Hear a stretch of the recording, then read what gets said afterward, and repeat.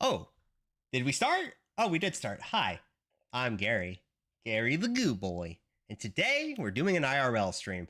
You may notice, I'll talk about this more. I'm sure you'll hear this a few times. You may hear me talk about like, you may hear me act a bit like wild IRL. That's because if my VTubing model is on, then, shut up. That's because if my VTubing model is on, then I need to like act out certain things. I need to be a little bit more exaggerated. It's an act, right? There's a reason you don't see IRL VTubing that much. IRL and VTubing at the same time that much. Kale Yoon, well, long time no see. How are you doing? Let me just link a few things here. Delete, at everyone. Paste, copy, paste, space, enter, send. Okay. So that's the Discord. Let me boot on some music now. Boo, boo, boo, boo. How are you, Kale Yoon? What's up? What's up, Holmes? Okay, enter that in a new link, and then mute it, and then play it, and then lower quality it. My hair looks kind of stupid right now, I ain't gonna lie. It's got this weird, like, thing. Well, that's the headphones, to be fair. This is the headphones. I guess it's not bad. Doing good, thanks. How about you? How's the card game going? Well, right now actually, I'm gonna move chat to the other side.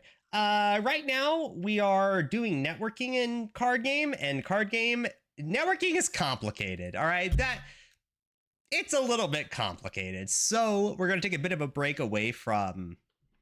The card game. We're making a whole new game. It's gonna be real-time roguelike-y vampire survivors with levels. Think Binding of Isaac. Think like 75% Binding of Isaac, 25% Vampire Survivors, and 5%, I don't know, attitude. That's what we are, okay? We need music, and I don't see it. Hold on. Where's my music at? You know what we should play? Hold on. Is there like... Street Fighter 6 Music Chun. Yeah. What's that Chun-Li's playlist? Give me that. Give me that. Boom, boom, boom, boom, boom, boom, boom. Ooh. Oh, shit. Is that getting copyrighted? Oh, no. Is it copyrighted? Okay, never mind. No Chun-Li playlist. Fine. Lo-Fi Leah it is. Got yourself a theme for it? Theming is going to be important. I agree with you. No idea what it's going to be yet. Let's play Lo-Fi Leah here. There we go. Link's Awakening. Who doesn't like Link's Awakening? Classic. No maid redeems today. Otherwise, it starts looking like this. Oops. There we go. As you can see, bit of a problem to have the maid redeem going on. I guess I can have it on for a little. It looks aight. It kind of blocks my face a little, so that's why we'll keep it on for just a second. We'll keep it on for just a hair. Oh, hope you guys are doing well. Does my model look too girly with the maid costume on? It kind of looks girly, and it's not just because of the boobs. I feel like, I don't know. It just looks kind of girly. I don't know how I feel about it. Let's turn it off for a bit, maybe. I don't know. I'm torn. I don't know. Your model is unisex? What is that supposed to mean? All right, let's program. We've been not doing what we should be for it. Wafture is our current name of the game. So we are doing ECS. Now, how do I program here with my camera right there? It's not really possible, is it? I guess I could do this. That was not what I wanted. Can I... this? No. Well, actually. There we go. Okay, and then move it over here. That's good. And then maybe up here I can have like a paint file or something. Explaining what the game is. Ugh.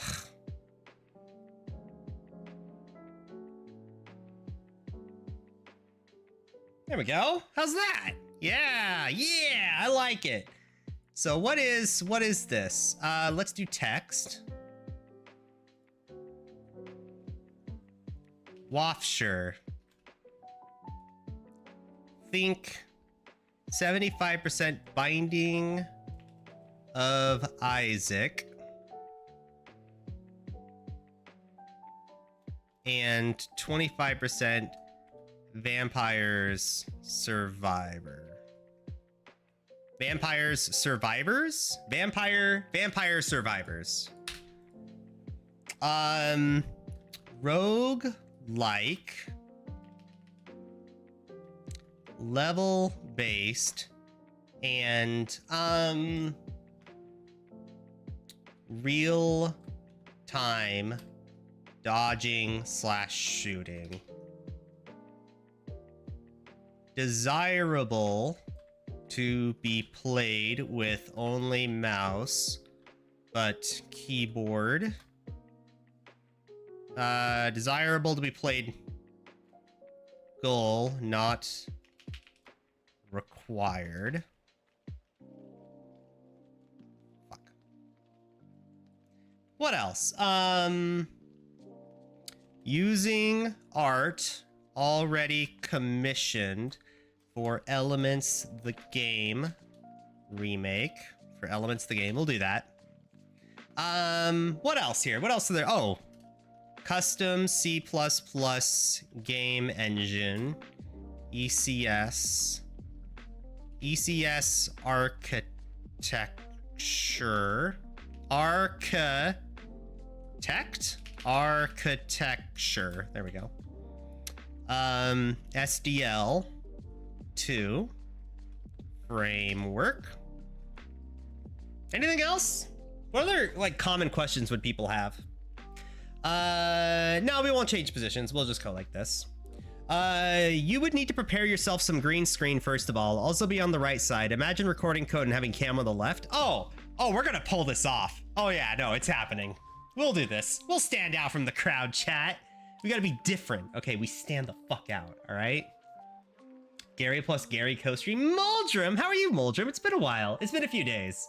We haven't been streaming much because a lot of my spare time has been spent getting ahead of work on the college stuff. I'm already 2 weeks ahead on all my homework and everything. They already have like sections, assignments you're gonna have to do. It's all posted, so I just did it. So I'm 2 weeks ahead on it, so I'm pretty comfortable where I'm at. Although my first week, I got like a low B on my assignments. I'm like, what the fuck? I know my von Neumann. I know my Harvard architectures. I got a B. Shit. How do you look at it? IMO, I have a feeling you're trying to interpret Isaac as roguelike, since you could see almost exactly the same schemes with Rogue Legacy or Dead Cells with different games, similar themes, just different themes. So what is this game gonna be? Let me try to paint you a picture a little. Do we have what's that called? Excalidraw? Excalidraw. I bet it still has the same settings. Oh, it does. Oh shit. Okay, so this is the game. So Binding of Isaac plus Vampire Survivors. So this is how it's gonna go, okay? So every enemy, can I go to the right, please? Like, can I move? Oh my God, how do I go left? Oh my God. Oh, wait, hold on. How do I go up? Oh, there we go. Okay. So what is going on here? This is how it's gonna work, okay? It's gonna be a top-down shooter, and this is both born out of necessity because of how we commissioned the art, which was square art for cards, and I have the monster only with a transparent background version. I have both of those things, okay?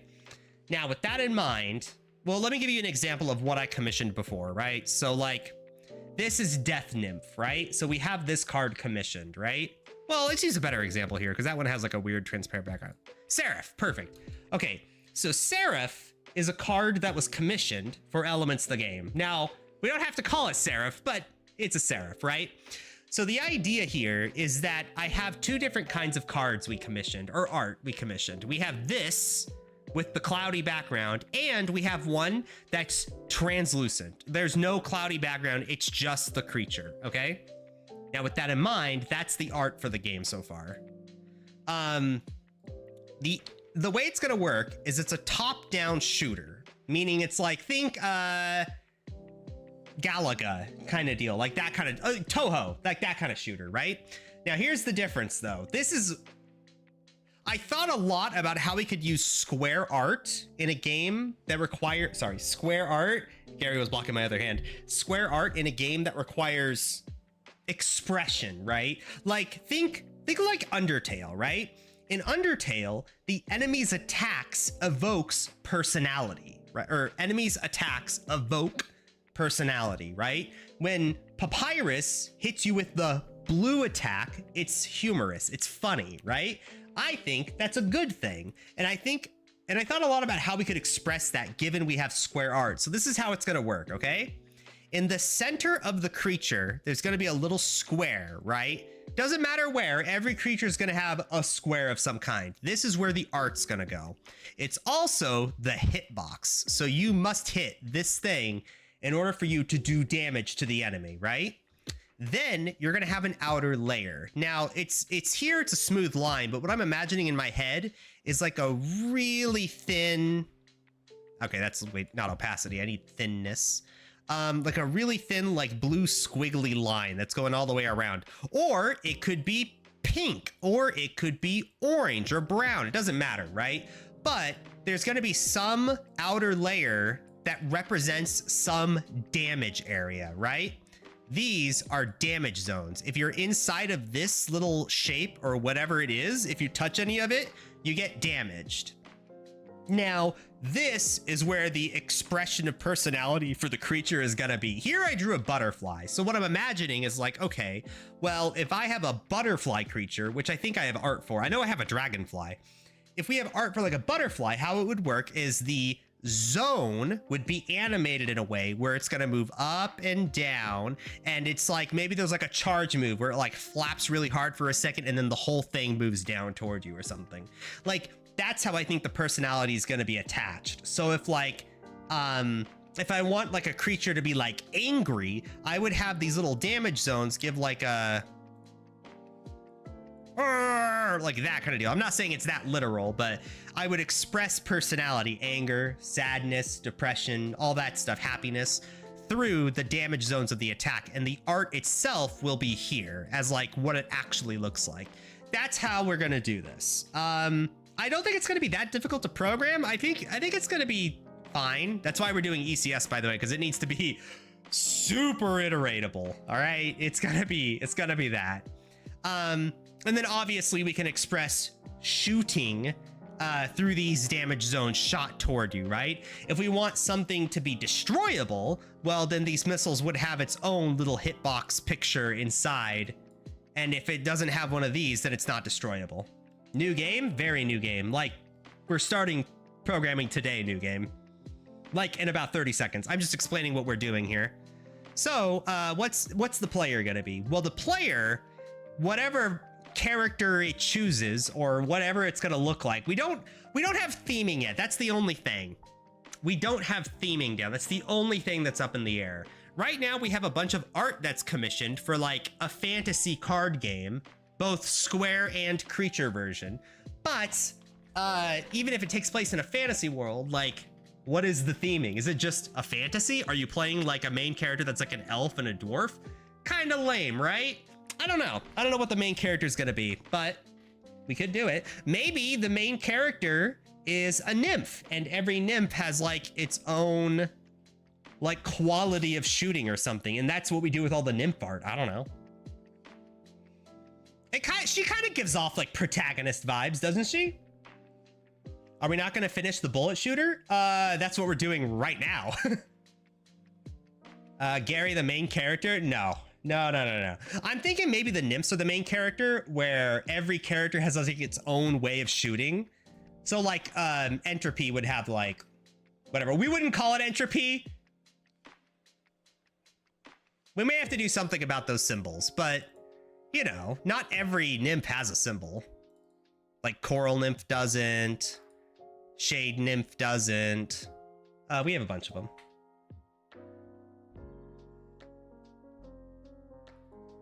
Yeah, this doesn't have any death nim. Anyway, besides the Quanta stuff, it is our art, so we can use it. Nymphomatic shooter? No, we're gonna call it Wafture. This. Haha! Great name, right? It means, hold on, there's actually a, hold on, copy. There's a definition for this, and I was like, the way we found it was I was looking up like 5 to 8 letter words with like weird letters. Wafture means the act of waving or a wave-like motion. And I'm like, oh, that's perfect. We have a game that has like damage zones and all that that are constantly shifting. Oh, it's so perfect. Damn, good word. Hell yeah, it's a good word. So the way we're gonna do, player is gonna move traditionally as you would expect. My goal is to try to design the game in a way where you only use the mouse and not use the keyboard. But we might just have to default to WASD, but we'll try to design it in a way, see how it feels and all that. And yeah. Oh, it's gonna, oh, right, Binding of Isaac, right? So after a level, what I'm imagining in my head, that I haven't actually wrote this down yet, so bear with me here. Forgive me as I waft a little here. Get it? Wafture. Forgive me as I waft a little. Was sad? Malphabet. Malphabeth, sorry. That's a good... I understand that joke. Does my beard look stupid? Does it need trimmed? It probably needs trimmed, huh? It's a little bit too neck beardy. Yeah, I need a shave. It's too much. Oh, I'm sweaty right now too. It's so hot today. It's like 95 degrees. Ugh. So hot. Why are we using the card game art for this game? Because I own it. And the card game's not out yet, so. Listen, man. You gotta find cost savings where you can get it. I'm in college, okay? Give me a break. Plus, it's not reused art if we haven't actually released the card game yet, right? Not sure. If you say milady, then it might be too much. Yeah. Have you seen Rabbit and Steel might have flavors like what you're aiming for? I'm gonna try to avoid looking at other roguelikes for now. I already have an image of what the game is going to be in my head. I don't see a need to research more. Otherwise, it'll probably just feel like stealing, where it's like, oh, that game did it well. Let me just yoink that. That feels weird. I'd rather just do my own thing right now. So anyway, the idea is at the end of every level, you have 3 different power-ups you can get. Boom, boom, boom. And then each are going to be on like its own little like pedestal. Now, this is something I think Binding of Isaac did uniquely really, really well. In Binding of Isaac, you have items. Now, what carries Binding of Isaac compared to every other RPG is theming. Now, in Binding of Isaac, if you go up to a power-up, do you see 8% more HP like Vampire Survivors? No, you don't see that shit. You see, whatever. You see like a can of dog food and it's like dinner. And then you get like +1 heart, which is the equivalent of like 8% HP. That's how it carries its power-up system. It's still the same 10% movement, 10% damage, 10% whatever, but it's the theming is so strong, you don't care. It's like, oh, dog food, hell yeah. Oh, cancer, oh, hell yeah, fire rate. You know, it's not just 15% faster fire rate. That's something I think it does really, really well. And I would like that to carry over. I just don't know what the theming should be, you know? But in any case, my problem with Binding of Isaac, and something that Vampire Survivors does well on the other hand, ignoring the theming aspect, is in Binding of Isaac, sometimes you get items like the tower or something, which is just a bad item. Like, you never pick up the tower. You see it and it's like, oh, bye. And it just ruins the whole moment. It takes away, there is diminishment by that item existing. Because this item, if you don't know, it's an item every time you take damage, the whole room spawns bombs, but then it chains, and if you get hit by one of those bombs that you spawn more bombs, and it's just really frustrating to play with, and nobody ever picks it up unless you're like a moron. So, nobody ever does this. I think there's diminishment by this item existing. Now, I'm not necessarily opposed to items like that existing if you had other options. For example, what if you did have the tower as like an option, but you also had whatever offensive item here and whatever like utility item here, and you chose between the three, but the offensive item has like spikes around it, so you have to take damage in order to get it, and the other utility item is like frozen in ice block, and in order to open it, you have to like have fire damage, otherwise your shots just like ping off of it, you know? That'd be kind of cool, right? So if you have the fire utility, then you can just melt this and get the item. Or if you want to take damage, you take the offensive item. Or if you don't want to do anything, take the shitty like tower item, right? That's what I would like to see, where every level has like at least 2 options, where one of the options has some sort of gate behind it. Ideally, we're probably going to end up doing 3.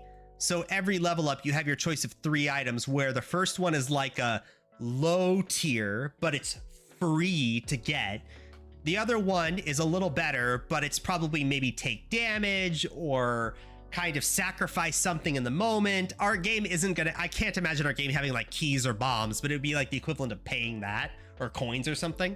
And the last one is going to be opened via you having another utility. Like maybe it's like a pit and you need to fly over it, or it's like ice block and you need to melt it, or it's like poison gas and you need to subdue it with water. That's what I'm imagining in my head. I don't know what that's actually going to look like, but that's what I want, you know? Balancing might be tricky, yeah, but it'd be fun. That's the fun part. Like balancing and game design, that's the fun part of making this game, okay? Making it with ECS, that's the harder part. That's the more difficult part. What if HP in what if HP is canon in universe? What did you mean by that? Did you mean to say like what is HP in canon in universe? I don't know.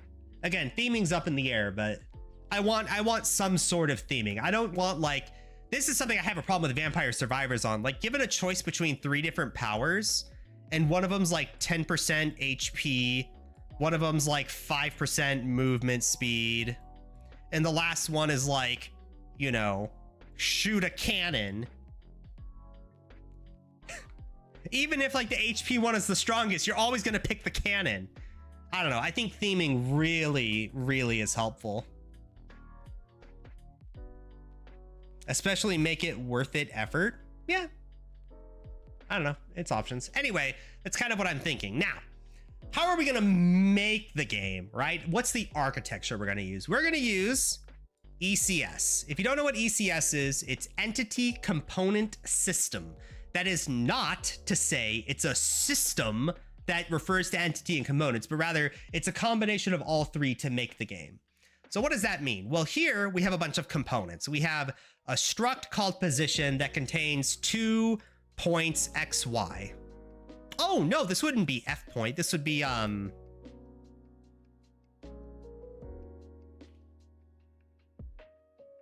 point. Anyway, then we would have like a hurt box with a wrecked hit box. We would have like health, a float HP, damage type fire, damage type is fire. Like a bunch of values, just a ton of components. Chat, we're gonna talk like hundreds of components. Like if you're in Path of Exile and you cast a fireball, think about how many components you would have to do. Well, you'd have a component for the XY value of the fireball on screen. You would need an animation component, a sound component, a lighting component. You would need a bounding box for like the hit box of the fireball. You would need a box for like the actual, well, for the art. You would need a projectile component to kind of to interact with other systems that interact with projectiles. Then you need like a cast time component to actually cast the fucking thing. Then you need an XY value for the, you need so many components. Fire damage, any sort of scaling involved, it's a spell, all that shit, right? So it's going to be the same thing here. When you shoot as a player and you shoot like a bullet's going to have like its damage component, its bounding box, its XY value, its render box, its everything box, or well, everything component, right? Now, the reason we do this is because it's extremely modular. Also, is the music too loud? It's kind of loud. I see it peaking there. I can lower it if I need to. But So the whole point of the components is that it's modular. So what happens, chat, if I wanted like, hey, I want the player to be the enemy and the enemy to be the player in like some mind control situation, and it happens like over the course of 5 seconds, like switch positions, you shoot the enemy's bullets and all that. Well, in regular programming, if this is like object-oriented programming, it would be a nightmare to do that. That sounds horrific. That sounds like you're making like a million classes to get that shit done. 2 classes, but whatever, right? You're making new shit. In ECS, the reason why it's so popular in the video game space is because of that architecture. Now it's modular. All you have to do is be like, oh, so all you have to do is just add the component did I already add it? Yeah. Is controllable. Oh, so the enemy is now controllable and the player is no longer controllable. Okay, well then you want to switch their positions. Okay, well that's just switching these components. Well, it already has these components, but you would set it up where a system would interact with that. And then you would have like, well, you're going to be damaging it. So maybe the health stays the same, but gets affected. That's about it. Maybe there's like a component for has AI, I guess. There would be like some AI component, but like, it's not that hard to do. It's just, you're just mixing and adding components. And the way we're going to design this, well, we're going to start in a second. We're going to make factories for entities in a moment, but like, the way we're going to design this is that by giving something a component, it gets added to an appropriate vector for systems to interact with. So we can just get rid of or add components on anything, and it just adds it to whatever it needs to. We can do this in-game at runtime, and it's so, it's so beautiful. If you've never seen ECS in action, it truly is El Primo. Excellent. That part of theory is still fuzzy to me, to be honest. The entity factories? What if HP, as in the concept of quantized health, is real in the lore of the game? I still don't know what you mean by that. I understand what you're saying, where it's like, I know what you're saying, where it's saying HP actually exists and it's canon and all that. I understand that. I just don't understand the consequences of that. Like, what's the theming? Like, the theming would be HP is just your health. Different items as well. Tarot cards, if I recall correctly. Oh, sorry I've not been on your live streams. I've been back to talking to my Korean friend and we've not been able to talk. Midnight Bar left, and don't apologize. You don't have to say sorry. I am here to entertain, and I haven't been streaming for 2 days because of college, so it is what it is. Which engine will we be using? None. We're gonna make our own. Like right now. Like, this is our initialization for the function, or well, here, I'll zoom out. This is our initialization for SDL and everything. We're making our own engine. All we did was just, so we have our CPP main. All we did was just initialize, error report if there's initialization, and then we just initialize the window and everything. So currently it's, there, did you see it? Did you catch that? It was like 1 frame. Here, let me do it again for you. Boom. There, boom. Video game engine made. All right, we don't have a loop yet, so all it's doing is just rendering the window and immediately closing out of it, because that's all we told it to do. But that's kind of what we're at. What year are you? Asked by my imposter syndrome. Oh, okay, just so you guys know, I've been programming in C++ since January, and I've started school since 11 days ago. I say I'm in college. I am literally a freshman. I'm not 18 years old, but I am a freshman in college, just so you guys know kind of what's going on. But we've been programming since January, C++ only. I have no experience in any other language. Noise, good luck, sick. Well, thank you, Dad. I haven't seen you here before. Do you like VTubers, or are you into like just programming? It obviously means that the soul in my game will be quantum. No, I think we're gonna avoid the quantum thing. We're gonna phase that out of the art. That's the only thing I don't own in the art. So like Seraph, I own everything about this, right? I can do whatever I want with it. It's my art, right? But something like Chaos Nymph, I own the nymph part of it. I don't own the entropy symbol. That's the only thing. So we may have to do something with this entropy symbol here. But besides that, it's mine. That's the only thing I don't own about any of this art. Like Digger, I own. I don't know what this guy's gonna do, but he's a pretty fucking cute enemy, am I right? I love this art. Dude, I am so happy I commissioned this artist. There's so many, look at this goofy ass chicken. Dude, this is a great fucking chicken. I guess I'll be making a game as well with you. Ah, that's awesome. Well, I'm talking about my game. Oh, cool. I dig it. I dig it. Hey, do your thing, chicken wing. All right, so let's actually get programming here. So we did a bunch of these as like a, let's set up a basic thing, but what do we do with this? So, okay, how do we do this in ECS? Okay, this is where it gets a little bit complicated because people get confused super easily, okay? I'm trying to lean back in my chair to stay on camera. Okay, we have a bunch of components. Now, what do we do with them? Now, the uneducated may be like, all right, class object, okay? And this class object will contain the, what is it up here? Every object is going to have a position value, and then every object is going to have a, oh, hold on, position X, whatever. Position X value, and then every object is going to have a, you know, render, rect, Y, like whatever value. And then from later on, you're going to have, okay, class enemy that inherits from class object is now like, you know, what did we give that's enemy specific here? You know, maybe has health, enemy health.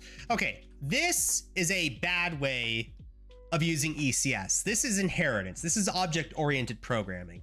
I think it's not a for sure thing, but I think the entire video game industry is going to go part ways with object-oriented programming. Object-oriented programming is perfect for things like applications. It's great for things that have like buttons that need done, like Microsoft Word.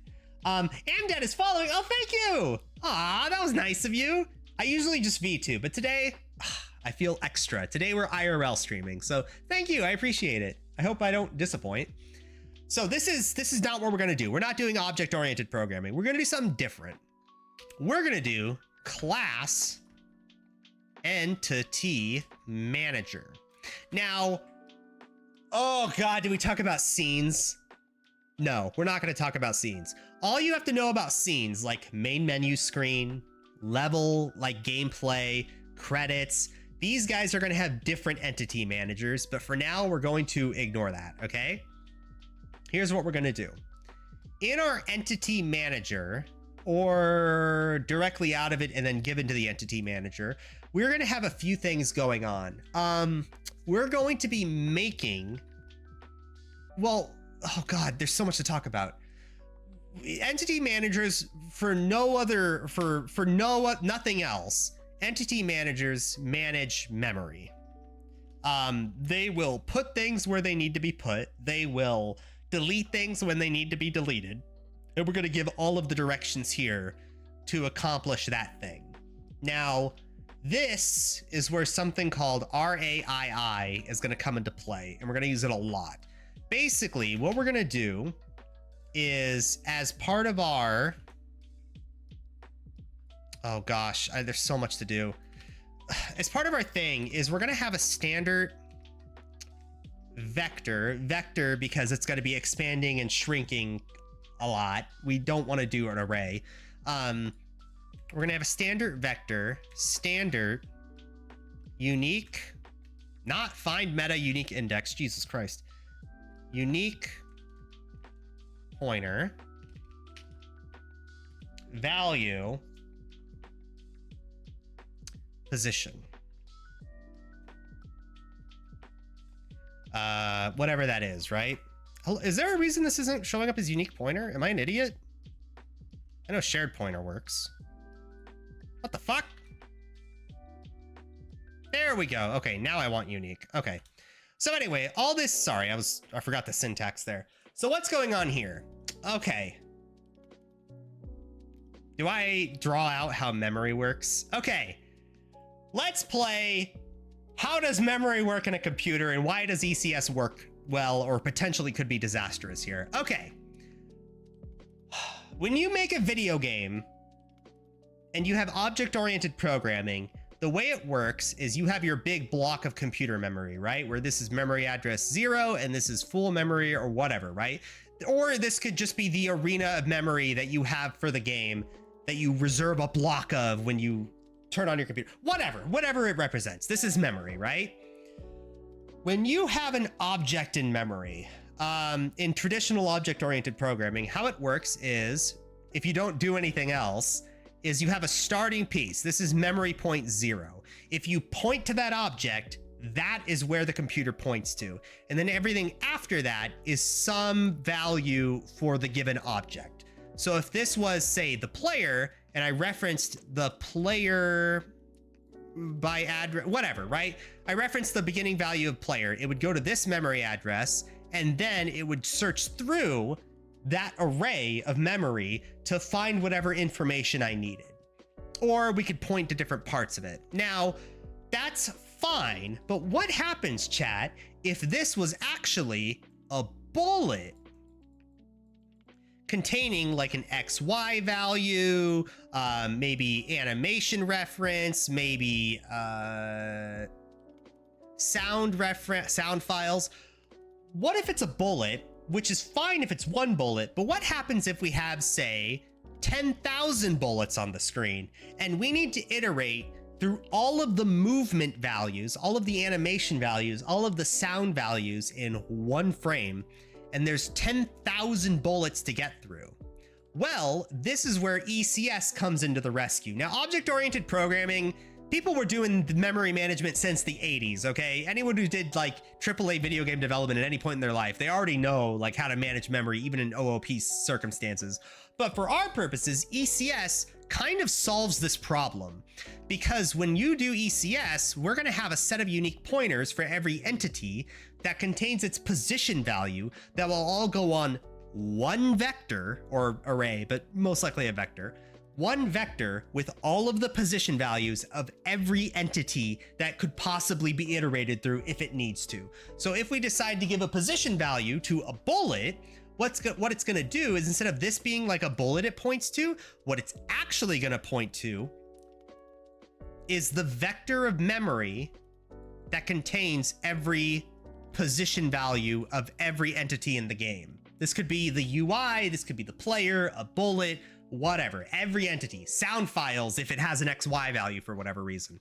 What it'll do is all of this block of memory here, it's just XY values for that position vector. That's all it is. And the reason why that's important is because if we have a system where it's like, if an object has an XY value and it has the component is movable and it's affected by gravity or whatever components we want for this system to be enabled, then iterate through every positive value in that vector and change it, add to it, subtract the position, whatever, to get the animation done or to get that position value changed at least, right? Now, the reason why this is helpful is because it's actually faster for the computer if you could iterate through every position value in one contiguous block of memory rather than going through here, just to get all the position values changed, right? Now, what's the downside? What's the downside of ECS? Why don't we just do this all the time? The downside is you actually give up runtime memory for this feature. The user has to have more RAM in order to accomplish this for you. In order to be more efficient or to make components easier to add or subtract, you need a lot of RAM.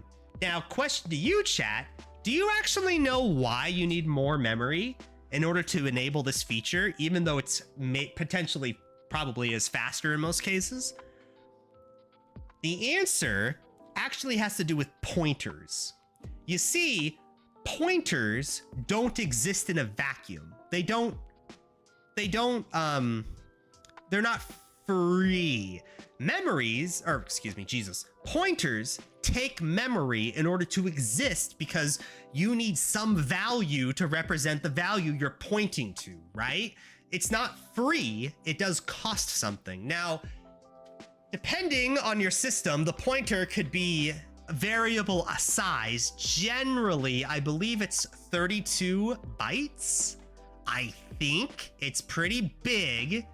Or maybe a shared pointer is 32 bytes. I forget, but it does have a cost, right? It's not free. What that means is that because we're gonna have vectors for position, vector for movement, vector for this and this and this, all of these things, we're creating necessary memory for the runtime experience to pay the price. We are sacrificing runtime efficiency for the sake of easy iteration and this white shirt makes me look fat as fuck, by the way. For easy iteration and, well, it's partly the thing behind me too, over here, the book that's kind of adding on to my shoulder there. It's adding on to memory requirements because the user needs more RAM to contain all of the pointers we're going to be adding. In chat, when I say we're adding pointers, I mean like, we're adding like a lot. Like if we have 2,000 entities on the screen because of bullets or something, every bullet is going to contain like 5 components, all of which needs to be added as pointers to like all the different vectors. So every bullet has like that much more memory they take, maybe 200 more bytes at least per bullet. 200 bytes doesn't sound like much, but 5 bytes is a kilo, or 5 of bullets is a kilobyte. And if you have 2,000 bullets, that's like what, 2 megabytes of RAM? It doesn't sound like much, but again, that's only 5 components. If you have like a situation where you have bullets that do a lot of things, maybe it does like fancy tricks, or it's like fucking mind controls enemies around it, does a bunch of shit, right? Well, then you're talking about like 50 components.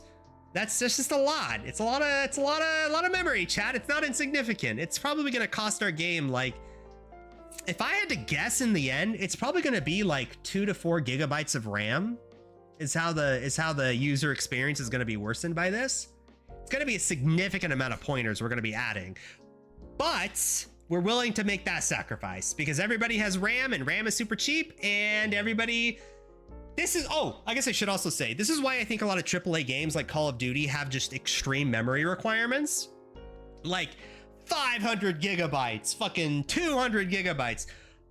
That's my theory as to why games have such high memory requirements every day, all the time now. It's because everybody's moving on to ECS architecture, which is memory heavy. That's my theory. I don't actually know. I don't think it's an optimization problem. It doesn't feel like an optimization problem when it comes to like AAA titles like Call of Duty. It's not like, it doesn't feel like a cash grab. It feels like they just used ECS and they're just doing whatever it takes to get the game out fast. Because ECS is very fast iteration. So if you have a game engine based on that, you can very quickly iterate. And that's the whole point of it, right? And we're going to do the same thing. We're going to sacrifice the user experience with memory requirements in exchange for, you know, a better game. So, with our memory lesson done, how do we do this? Okay, oh God, there's so much to do. So we're not just gonna go in and have a class entity, and class entity can contain every component, and then that's it. That's not how we're gonna do this. What we're actually gonna do is have an entity factory for every kind of entity we're gonna make, right? So we're gonna have like,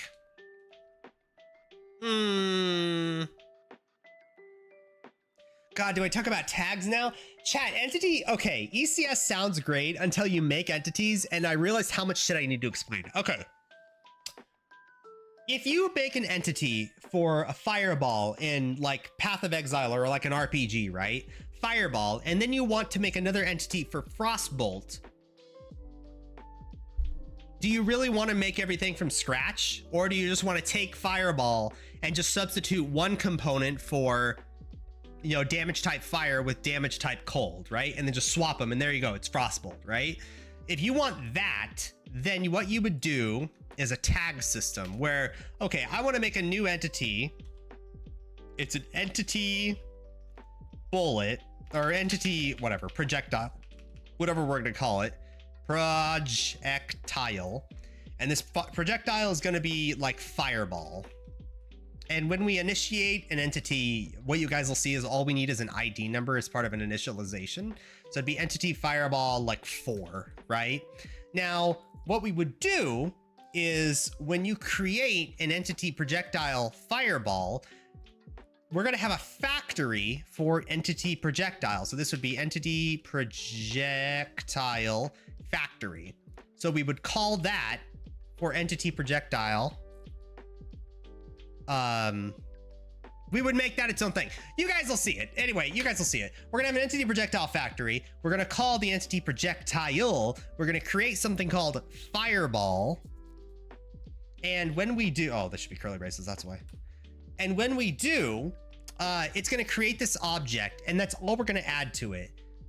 Then we're gonna give it the tag, oh, it's tagged fire, or it's tagged projectile. Fuck, oh my God, this is so complicated. I'm sorry, I never taught this before. I'm so bad at this, I apologize. There is a fantastic guide. If you guys are just like, oh, I don't wanna listen to this guy anymore, just fucking say it. Okay, there's a wonderful, wonderful tutorial. ECS programming, projectile. Programming college. There's a full college course. Lecture 5. Can I get the full thing here? I don't want that. There we go. Comp. What is it? 4,300. There we go. Perfect. Okay. This. Yeah. So computer science 4,300. We're gonna be doing some. Okay. So this is a great resource. I'm looking for chat. I'm so sorry. Okay, paste. That is a great resource to use whenever you like want to see this in action. It's a college course. It teaches you from scratch. He uses shared pointers, which is inefficient in terms of like resources, but he talks about that. Okay, you're starting to feel threatening. My #1 status is at stake. Oh, for my programming skill? No. I say all this having never actually implemented it myself. I just read about it, okay? This is just my understanding of things, okay? Remember, I'm still in college to get a degree, okay? I know some guy unpacked Facebook app to see why it's FB app. I'm so sorry. I'm not as good as programming as you think I am. Unpacked FB app to see why it's so big and packaged with it were some big library twice. My guess is Call of Duty might do same name shenanigans or just put a lot of textures for varied experience and levels. Oh, maybe. I don't know. It could be, but it feels more like it's probably an ECS thing more than necessarily like importing a library twice. To be fair, it's a AAA game and people need to get that shit out to like keep their jobs. So I'm forgiving of it. I don't lecture companies for being inefficient with memory use. Right now, everybody, dude, it's like memory is like the least important thing in the world right now. RAM is so goddamn cheap and everybody has so much of it that as long as like it can play on the PlayStation 5, like PC players will be fine. Like I have right now in my computer, 128 gigs of DDR5 memory. Like if my dumbass can have that, anyone can have that, all right? Anyway, we're gonna make this entity factory thing. It's fucking complicated. Sheesh, hell yeah. Okay, so we're not gonna do shared pointers. We're gonna do unique pointers, which is more efficient. Do I need to explain to you guys the difference in C++ between a unique pointer and a shared pointer? Is that, I think it's necessary. I don't trust you people. I don't think you know the difference. So we have a standard unique pointer and we have a standard shared pointer. Okay, so what's going on here? So the difference is it's just a matter of ownership. There's a third one, but you don't ever use it unless you know why you should use it. So it's just a matter of ownership. That's all this is. That's all a shared pointer is, a unique pointer, whatever, right? All this represents is just who owns it, and whoever owns it takes care of the memory. That's all this is saying. So the difference is if you have a unique pointer, and we'll call this X, right? Let's say under int main, you call whatever, you make int X, right? So the question is, who owns it? Who owns the integer to actually release the memory at the end of the function? Now, normally it's within the scope of whatever function you call, but what happens, or I guess we could just make a pointer just to be hilarious about it, but what happens if you want this deleted and you don't want to worry about memory management of like deleting it? Because what happens if it's a big struct? What happens if it is like a position X, right? Well, what do you do with it? Well, what you can do with it is later on you can call, you know, delete X, whatever that function is for, you know, X dot delete X or whatever that looks like. Or you can do something a little different. You can call, or well, you can make this a unique pointer position X. And what this means, well, here, we'll just call this func. When you leave the function myfunc, when it goes out of scope, this unique pointer deletes the memory, or it frees the memory, I should say, right?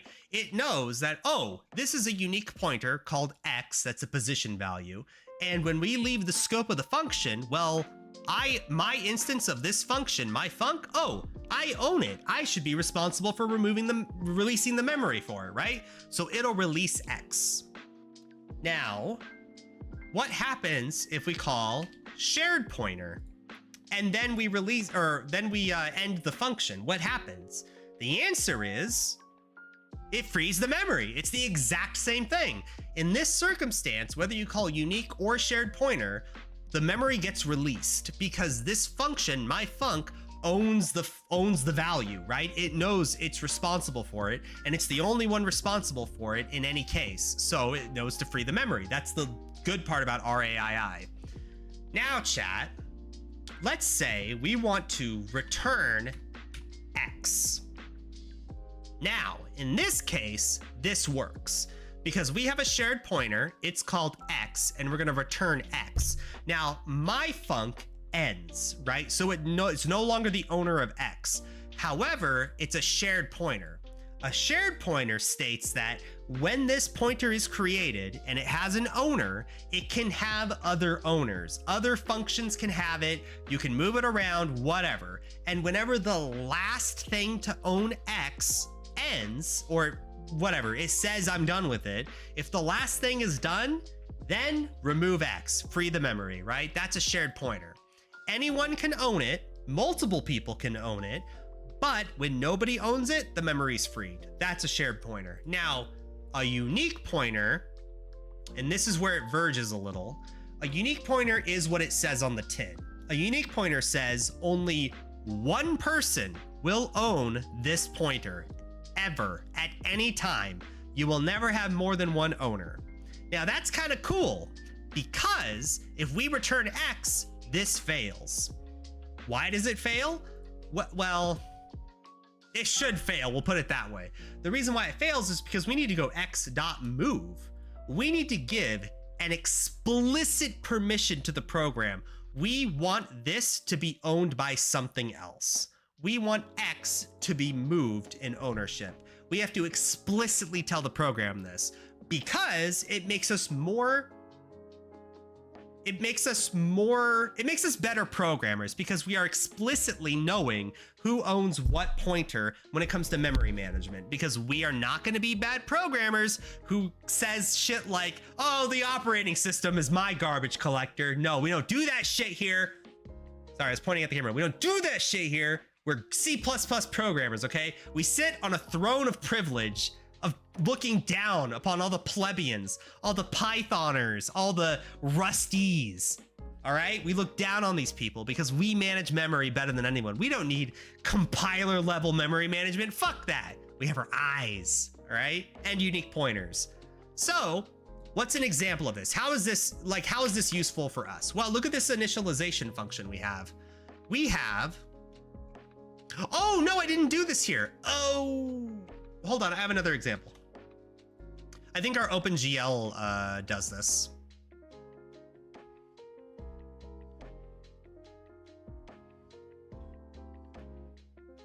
Wait, what the fuck? I don't do this here either? Wait, when did we do our unique pointer lesson? Hold on. Was it Elements the Remake?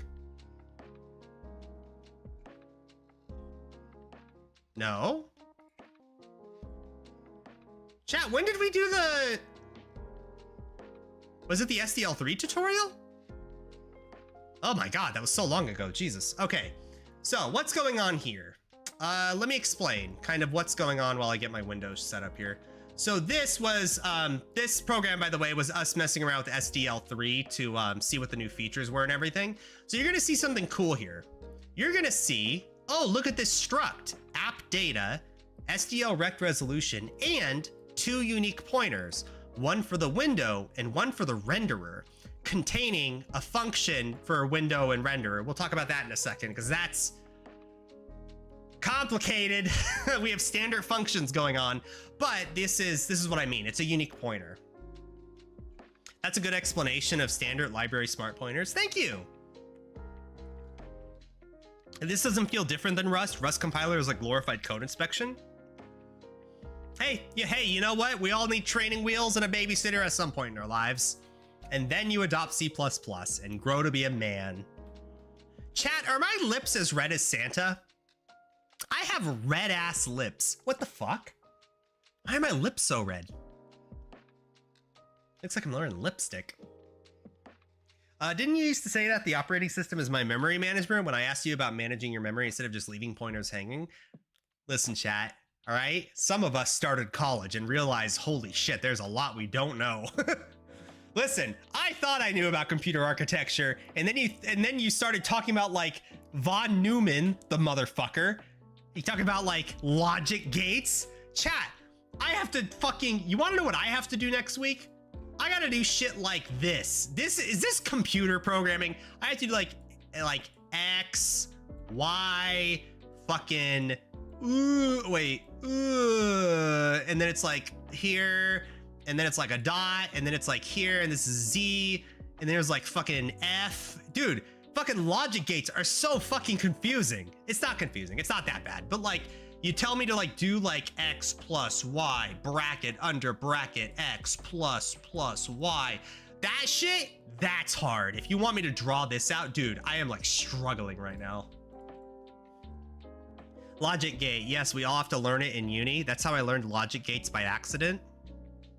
Yeah, there must be a video game that teaches you that shit automatically, right? There must be a ton. There's a bunch of electrical engineering games and shit, right?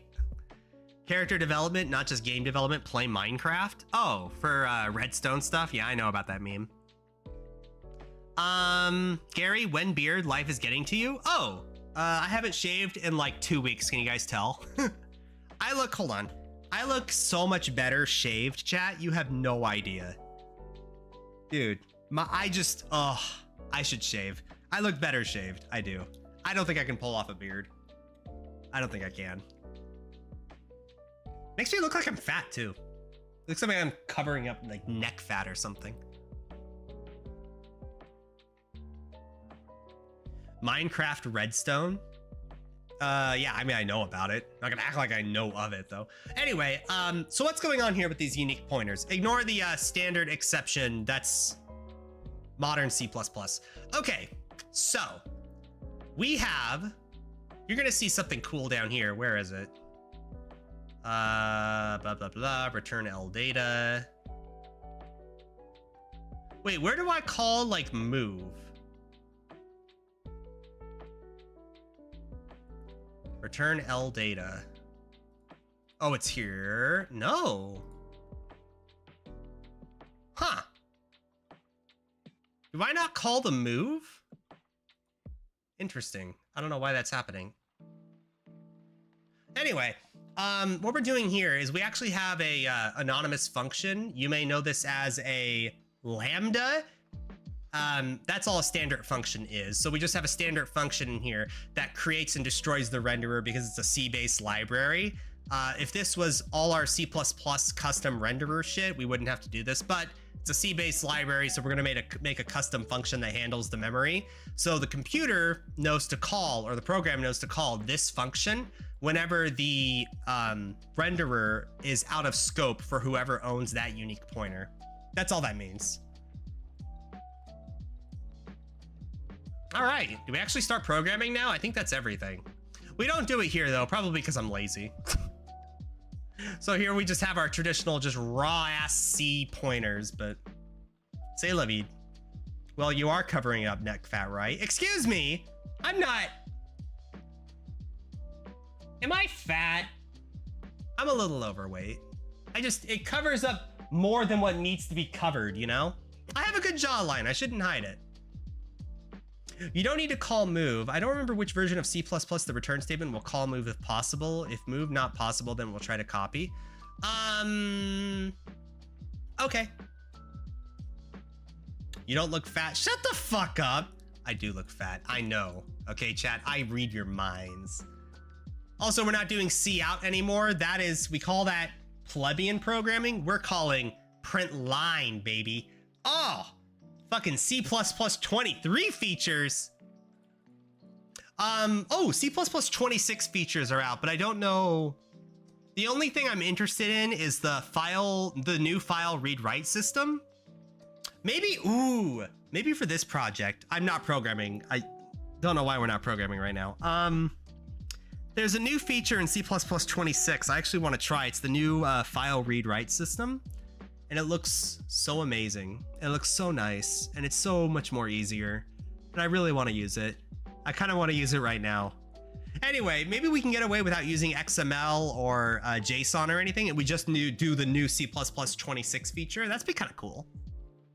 Longtime lurker, I remember seeing you for the first time for the piano stream. Seeing IRL again is such a brain F because I have trouble understanding why Gary's voice is coming from a human. Oh, geez. Well, I'm right there. I'm here. I'm here all along, baby. You guys can see how much I have to move my head to move Gary. This is what I look like when I'm not streaming right now. I'm like, hey guys, how's it going? I missed you. I'm always like that. It's just acting. That's all VTubing is. Whereas where I have an IRL thing, besides calling myself fat all the time, I'm less movement inclined. Also, Meowper, I remember seeing your name before. So yeah, you have been a lurker for a while. Hi, how are you doing? I hope you're doing well. P.S. You make me want to use modules. Oh my God, modules. Can I gush? Can I just gush, chat? Do you realize it took me a while to realize how to set this up correctly? But do you realize how amazing it is? Imports the entire standard library and import a C-based library, and it just works. Do you realize how cool that is? That means I can call standard, chrono, real time. I forget. Chrono's amazing. I just haven't used it that well before. Whatever the chrono namespace is, whatever you can do there, I can just call it. Or like standard math or standard C out if I wanted to use that shit, or print line, right? It's all just there and you can just import it, and it only compiles the shit you actually need to call the functions you've called, and everything else just doesn't. Do you realize how amazing that is? To just import standard library. Done. Oh my God, teaching people is gonna be a joke. Give it like 3 or 4 years for everybody to adopt modules. Oh, teaching new people is gonna be easy. The goo guy never learned header files. That's awesome. Oh, hell yeah, I didn't. I'm gonna have to though. My database and algorithms courses all need C++, and you bet your ass they're not gonna let me use modules in my university courses. They're gonna be fucking raw ass headers, fucking manual memory management, fucking self-made standard library shit. 3 or 4 years, still waiting for Clang D support. Dude, does anyone know what's going on with the MVSP C++ compiler? Hold on, compiler support C++. Hold on. Does anyone see what's going on here? Because it's kind of wild. Where is this? Look at this. GCC Clang. Look at all these supported C++ 26 features. And then MSVC, red. Just red. Oh, look at this. Delete reason. Look at that shit. That's cool, right? Hold on, right above my head there. Look at this. Now, when you delete a function, you can actually give a reason for deleting it. Couldn't do that shit before. Nuh-uh. You had to delete that shit and you had to hope to God your programmer documented shit. Now, you can just give a reason for deleting the function when it happens, so you can document it if you need to. Oh my God. Runtime error reporting? Erroneous behavior for uninitialized reads. Holy shit. Attributes for structured bindings. Is there any feature I want to add to this game? I mean, if we're learning new shit. User generated static assert messages. Placeholder variables with no name. What? What is that? A Microsoft employee mentioned their business priorities changed, so language features are lower priority right now. WTF, Blub? It's been a while. How you been? 26 is in the future. Microsoft may not exist in the next couple years. No rush. Microsoft will always exist, okay? Microsoft owns Banjo and Kazooie, okay? If they ever run out of money, they're gonna be like, all right, hit the red button. We're making a new Banjo Kazooie game. Banjo 3. They will make billions. Billions. Also, we're getting a copyright warning on the song. Aerith's theme, I love you and I can play you on piano myself. But we gotta skip to Animal Crossing KK Cruisin'. I don't know anything about Animal Crossing. Okay, so what is this? What's going on here? What is going on here? Conflicting declarations. So what is the feature? Placeholder variables with no name. Unless otherwise specified, two declarations cannot reintroduce the same entity. The program is ill-formed if such declarations exist. Okay. A declaration is name dependent if its name is underscore and it declares. So the new feature is neither is a name independent declaration. So I shouldn't do this, right? A variable introduced by a lambda capture with an initializer or a not. Yeah, this is above my level. We won't use them. In my opinion, if I don't know when to use it, I'm not even gonna bother right now. Oh, const expression cast from void. I know that. I've heard of that at least. What else going on here? Pack indexing. Trivial infinite loops are not undefined behavior. Trivial infinite loops are not undefined behavior. I wonder what that means. I bet Microsoft will be producing consoles in the next few generations. C++ diverge in their definition of forward progress guarantees and have done so since 11, and C11 added a memory model and acknowledged that threads exist. And acknowledge that threads exist. Didn't exist before that, huh? Who is that? Who followed? The Marquee! The Marquee. Is that like a reference to something? That sounds like a name I should know. I know, I've heard of the term Marquee before. That sounds like a sports thing? Microsoft will have Xbox Copilot to answer your questions during FPSs. Wow, that sounds stupid. You're talking to the guy who does not believe in AI at all. Holy shit. Dude, you're talking to like the least impressed guy when it comes to AI ever. I do not believe in it. I think it's like kind of 90% of the time a scam. Do you guys realize that the creator of Zoom, the CEO, came out and said, hey guys, we're gonna invent the new AI, the final AI, goes to all your work meetings for you. And I'm like, are you really? Somebody made a great video about it. Hold on. Who was that? That wasn't Jenny Nicholson. It was Zoom AI companion. Who's that lady? Who's the lady that made fun of him? I just saw a video on this. Was it like, I can't stop thinking about this. Not you. Why is there furry shit?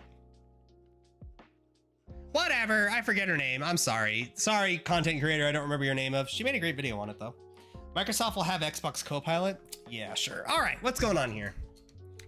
C does not make iteration statements. By the way, we love C++ here. We hate C, okay? C++ is like the cool younger brother who like drinks and shit responsibly, but is also like really nice and really cool and hip with the times. A little older, but he's still with it, you know? And then he has this dumbass older brother he has to watch and maintain and take care of.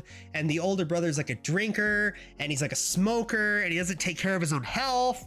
And he's older and he's old and everybody's like, listen, we hate this guy, but he was cool in high school, so we're all like nice to him and like we help him out, we pay for his drugs and shit. But because we're the younger brother, we have to watch him. That's how I feel about C, okay? I feel like we're watching a dumbass older brother, all right? He holds us back, all right? Think about how great C++ would be if we didn't have to hold C's hand. Okay, C, here's a struct. Here's what a class is. You want to do a class yet? No? Okay. We don't judge. We do judge, okay? We just don't say it publicly in front of him, okay? C does not make iteration statements whose controlling expression is a constant expression, undefined behavior, whereas C++ does, because C++ is great. C++ implementations therefore assume that even trivial infinite loops must terminate. Okay. This is unfortunate because using an infinite loop is a common idiom in low-level programming, particularly when a bare metal system or kernel must halt progress. It would be easy for programmers to satisfy the C++ requirements on infinite loops, and it would be easy for compilers to diagnose invalid infinite loops. Neither programmers nor implementations have done so. Instead, programmers decry C++'s obtuseness. Fucking thank you. This is like my soul animal, okay? It's like a unicorn running in the horizon toward that great sunset of beauty and natural perfection. Whenever somebody says programmers decry C++ obtuseness, but they're wrong. Oh my God, I hate it. C++ is not obtuse.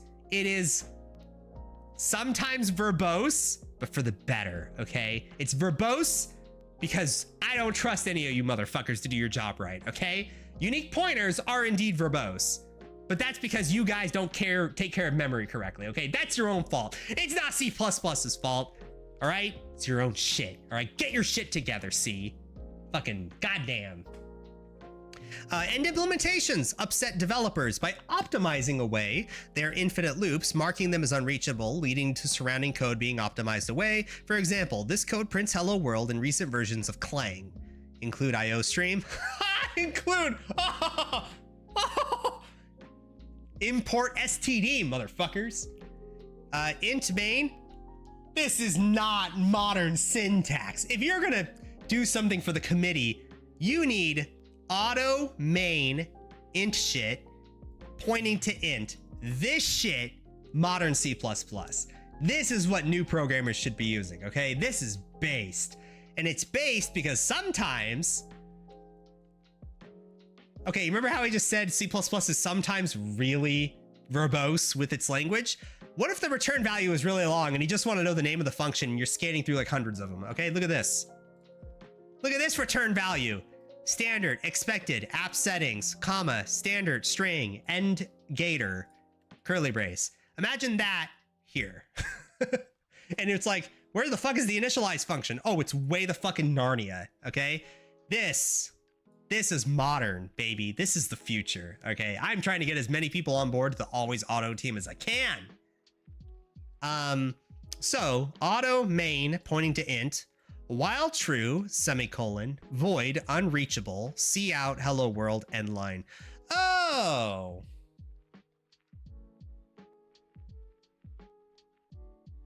Wait, this prints hello world? No kidding?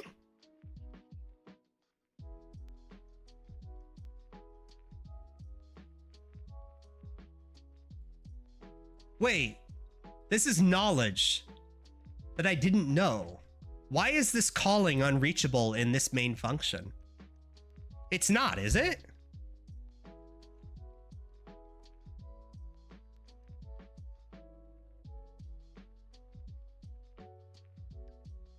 This prints hello world?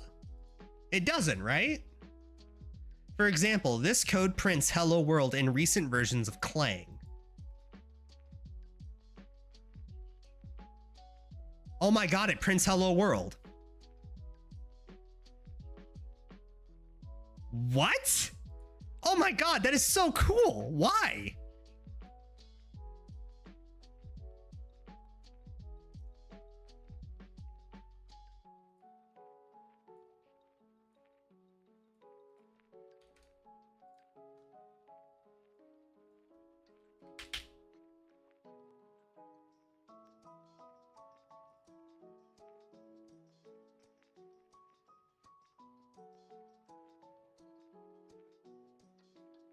Oh.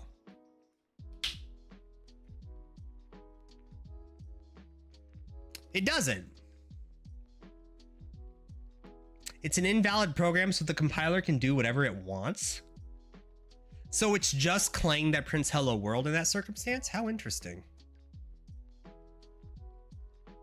How interesting. Here, let me show you. So this is what they print there. And that prints hello world. That's why undefined behavior is so dangerous. So this change, trivial infinite loops are not undefined behavior. I don't think it's undefined behavior anymore. I think this is not undefined behavior. I think this is actual defined now, according to the newest C++ 26 standards. That's so weird.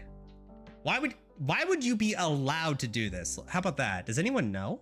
This is like, by the way, this is like some deep C++ shit. This is like forbidden knowledge. This is like, you are truly the sweatiest of programmers if you actually try to do this shit in real life, okay? It is easy for the C++ Standards Committee to instead align with C and allow trivial infinite loops as C does. However, care must be taken in doing so. C++ has good reasons to specify that infinite loops are undefined behavior. It is desirable to express forward progress guarantees in a programming language because it unlocks a design space in concurrency and parallelism, software and hardware design. An 80-minute deep dive in this topic is available on Forward Progress. Oh my god, it's a fucking video. A definition of trivial, which continues supporting this design space, is important to reach. I'm still thinking about how this is even possible. Here's what I think Clang does. I think, because this is technically an infinite loop, it's like, you know those little toy cars when you're a kid and you like and you like rewind the wheels and then you set it down and it just like zooms off. I think what happens here is the program goes so fast with this while loop, it jumps down 5 lines of code and just prints this. Stonks. There's no other explanation as to why this prints hello world. I have no idea why this is allowed. Other programming languages, compilers, and hardware explicitly or de facto rely on the C++ specification of its abstract machine, including the behavior of infinite loops. Some by borrowing C++'s specification, others by simply using compilers that implement C++ as their optimizer, like Rust? That's not true. Fuck you. I did not read that as it was read. Rust uses compilers that implement C++ as their optimizer? Oh my god. Maybe it's because I know nothing about programming in Rust, but are you guys using C++ optimizations for your fucking compilers? Because that's fucking rich. If you think I'm ever gonna let a Rust programmer hold anything over my head ever again, when this shit, a Rust bug of this shape, and yet others by being designed around C++ programs. God, I am so happy to be a C++ programmer. Dude, oh my god, I can hold that over every Rust programmer's head. Oh, you don't like the way we do RAII? Well, bitch, if it was so bad, why don't you write your compilers in your own fucking language? Yeah? Dude, I need to have a debate with somebody about Rust. Rust basically copies C++ memory model. Is it fair to say it copies, though? Like, as much as I make fun of Rust, I don't know if it's fair to say it copies. Like, did C++ copy C's memory model? Time to rewrite it in Rust? Exactly. It is therefore likely that a broader specification for an abstract machine outside of C++ is needed to truly resolve problems as those tackled in this paper, which it did. They currently... Yeah, this is above me. Yeah. Anyway, sorry, I just saw that trivial infinite loops are not undefined behavior, and I was like, what? What does that mean? So there you go. Implemented in Clang. Sorry, C-Lang, if you're one of those weirdos. What else is going on here? Oh, native handles and file streams. That's kind of cool. Enabling the use of weak pointer as keys in unordered associative containers. What the fuck? More context expressed for C math and complex. Imagine having to import a library for permission to do math. Import fucking STD, motherfuckers. Doc Rust Lang atomics. Rust is pretty blatantly just inherits the memory model for atomics from C++20. To be fair, isn't Rust like 15 years old now? Did they copy C++20? Because I feel like C++ is kind of on the back. I say on the back ropes, but it definitely adopts a lot of features of other languages just in a very verbose way. I don't know. I don't really feel comfortable saying Rust copied anything. Rust was, I think, a really good faith attempt to handle what they foresaw as like the biggest problem with C-based languages, which is memory management. So they're like, well, we'll just take care of this at the compiler level. I think. Is it the compiler level or another level? But in any way, case. Compilation. Added the news to 2022. SI preferences on ratios. Quecto, Ronto, Rana, Quetta. What the fuck is a Quecto?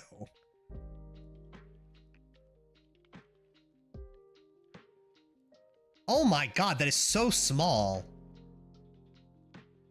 We can now have a multiplying factor of negative 10 to the negative 30th? Fucking what? Why? Why would you want to ever multiply by 10 to the negative 30th? Like, what kind of scientific notation are we talking about? Like, I understand really big numbers.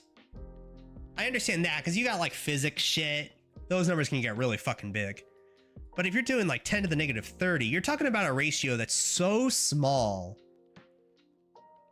That's like smaller than a particle, isn't it? How small is a particle?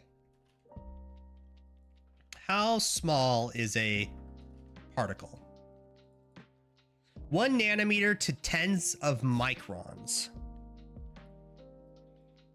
How small is a micron in scientific notation? A micron is 1 times 10 to the power of negative 6 meters.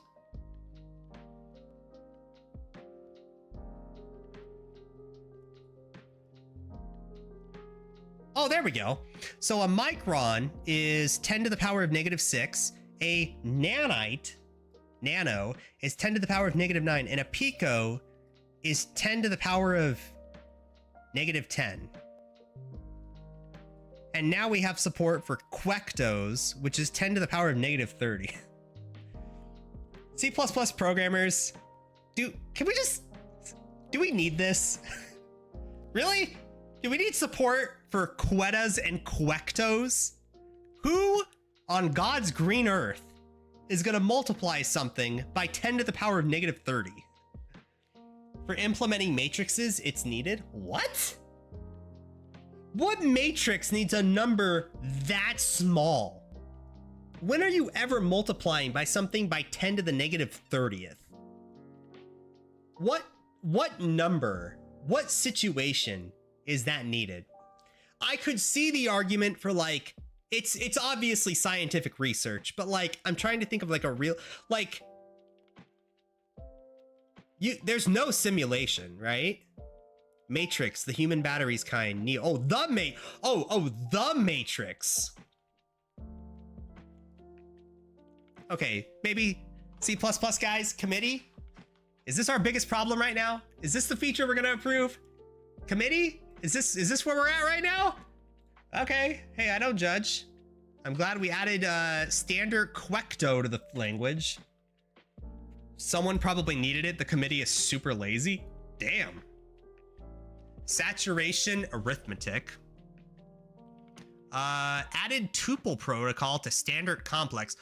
Oh, really?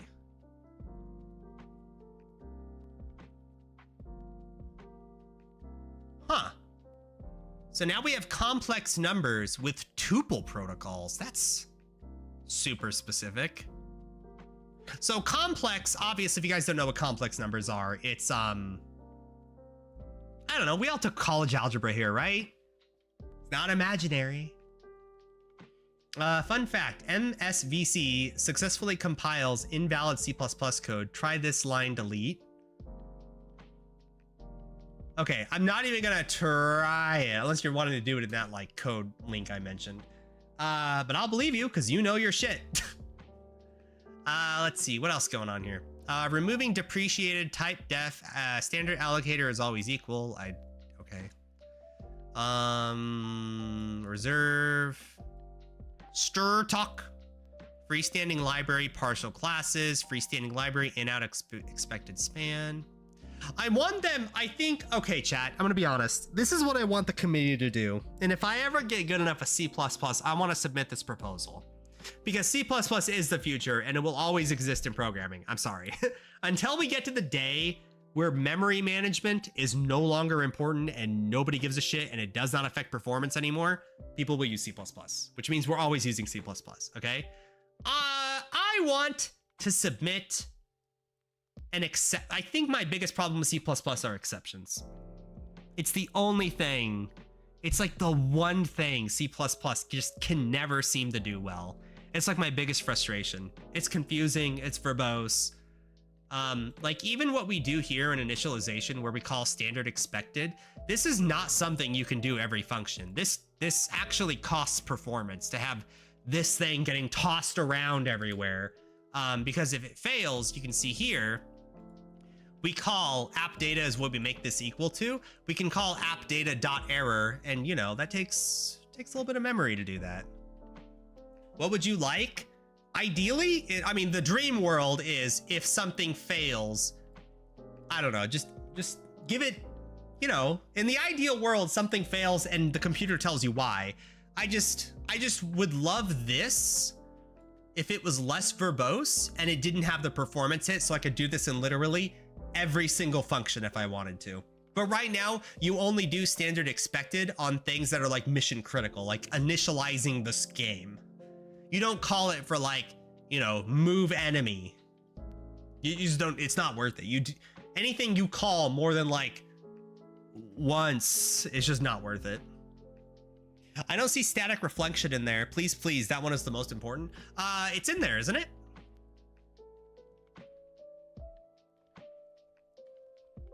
Oh, wait, is it a 23 feature? It must be on 23, not 26.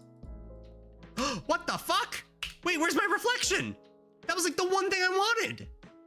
Or not I wanted, but that's the one thing people are excited about. Hold on. Where the fuck is my standard reflection? Or, well, hold on. Reddit, C++, reflection. Reflection for C++ 26. Chat, I never imagined in my head what the average C++ programmer would look like. But you know what? God damn it. He's one of us. All right? He is one of us. He's our brother in arms. All right? Fucking goddamn C++ daddy right there. All right? He's very active in Quora. The SQL Quora guy, you heard about that? Holy shit, that was so fucking funny. He's like so bored with his job, he answers like 80 questions a day. It's like, god damn. Man loves his SQL. Blah, blah, blah, blah. Why can't we simply get something like enum color that, static assert that, instead of this monstrosity? Yeah. It's true, I've seen him in there. The guy is in the picture. C++'s design philosophy of language features and standard libraries are less to provide easy solutions to things and more to provide extensible and composable tools to make more complex applications and libraries. True! That is very true. It doesn't focus on like, hey, here's an easier way to do it. What it does is like, hey, this was previously undefined behavior and now it's defined. Or it's, hey, here's something we couldn't even do with the language before, unless you're doing like something very freakish with like memory management or something, or using undefined behavior. It seems to define the undefined more than anything else. However, fuck me if sometimes I wouldn't rather just do this. You know, I feel like assertions are like not intuitive. That's what they feel like. Blah, blah, blah, blah. It's very often possible. Mostly echoing what other responses said, the monstrosity is to provide you with the tools instead of making loads of little exceptions everywhere if things were magically behaved differently. I kind of like that. I thought reflection was approved.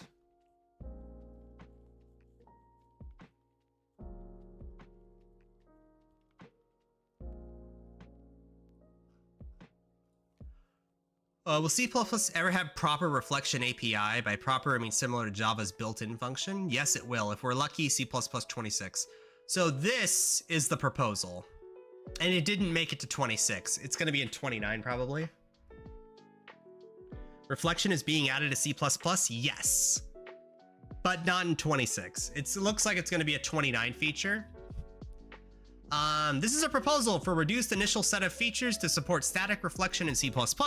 Specifically, we're mostly proposing a subset of features suggested in standard meta info, a reflection operator prefix that produces a reflection value for the operand construct, a number of const eval meta functions to work with reflections, including deriving other reflections, excuse me, and constructs called splicers to produce grammatical statements from reflections, e.g. refl. Oh my god, I want to type this. I want to go smiley face, refl, smiley face. Holy shit. That is something I want to type in C++. Dude, I'm going to be honest. I think my favorite thing to type in C++, I forget the exact statement. Ignore warning. Whatever the equivalent was. Basically, you tell the warning to go away by typing something like this. It feels good. Same thing with struct pointers. So if it's like app, settings, pointing to renderer. I like that. That feels good too. I like this little arrow pointer thing. Which is why my functions always have arrow pointers, because I think that feels good. That's all. And because auto, it just makes it easy to read all the functions when they're listed in order. But like, that feels pretty good too. I like arrows. I'm a simple man. I see an arrow, I program. No, still a chance in C++ 26. It's still on course for 26. I was about to ask when it was approved, but I know chat would just be like, 2026. Our first example is not meant to be compelling, but to show how to go back and forth between reflection domain and grammatical domain. Const express auto R int, arrow int, okay. Type name R X 42. Type name bracket. Do I just call these smileys? What's like a good phrase for these? What's like the verbiage we should use for reflections for this? Because it's gonna make it in, right? We all know it's gonna make it in. It's called a lift operator. Is there something funnier we're gonna call it? Because I don't think anyone's gonna use lift.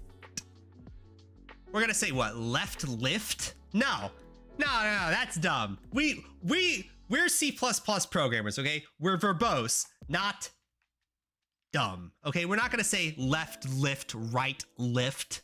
We're gonna say left smiley, right smiley. It's done. That's what we're gonna call it. They're smileys. Okay, so type name, left smiley R, right smiley X equals 42. This is the same as int X equals 42.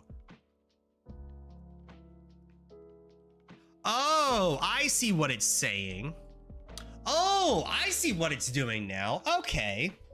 So this is type name, left smiley, care, right smiley, car, C equals star. Okay. Lift. Oh! Sorry, what's up? I didn't realize I was reading this as, I didn't know what to call it. That's a lift. Are we gonna call that a lift? This is a splice. Okay, splice is pretty good. I like splice. Okay, so left splice R, right splice equals 42. This is the same as care C equals pointer. Interesting. So what's the value here? What is the actual value add for a reflection? Like I see the syntax for it. Like I can see like the basics of it. So now anytime we use R, we're referring to lift int. So type name int x equals 42. This is the same as int x 42. So what's the value at here? It's almost like we're calling a struct, where we would have like struct R containing int x, and then we just have R dot x equals 42 or whatever, right? It's almost like a struct. The lift might get replaced with something like refl expression, thanks to Apple and Microsoft already using lift in their own weird languages. Oh, well, you know, what is C++, but more verbose, you know? Plus, I could imagine new people getting this confused for like a pointer or something. That might be common. They already changed it from refl express int to lift int, but I don't think they care about Microsoft and Apple. Oh, this will be huge for game modding, but why? The type name prefix can be omitted in the same contexts as with dependent qualified names. For example, using my type, which is left splice size of int, which is a just memory management, right? Containing size of long if the lift long or, oh God, fucking one-line if statements, Jesus Christ. Okay, implicit type name prefix. Okay, so what's going on here? Size of int, if size of int is less than size of long, then return lift long, otherwise return lift x int, right? That's how I read that. I hate one-line if statements, and I don't think I've ever used one in my life, but I have to know how to read them. If the size of an integer is less than the size of a long, then return lift long, otherwise lift x. Okay. All right. Done. Cool. That's the same as type name, so I could use my type splice R.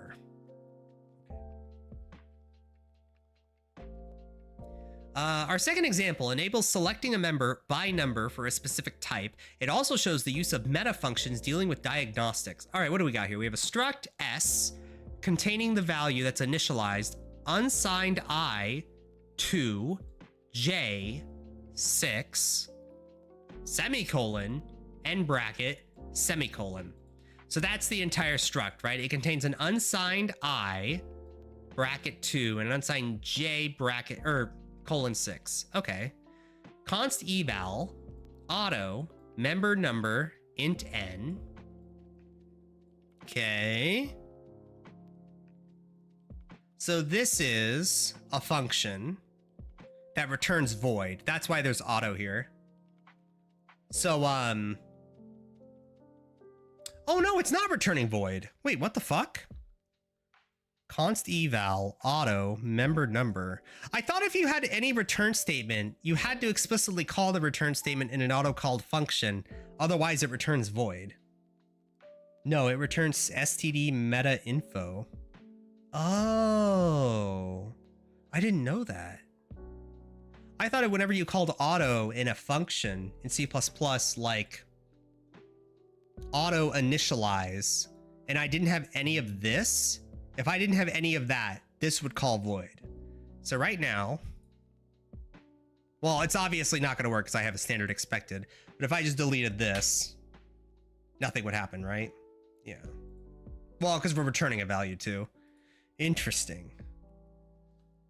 I never knew that. If n is exactly equal to 0, return lift I blocks I. Lift s blocks I. Where s is this struct.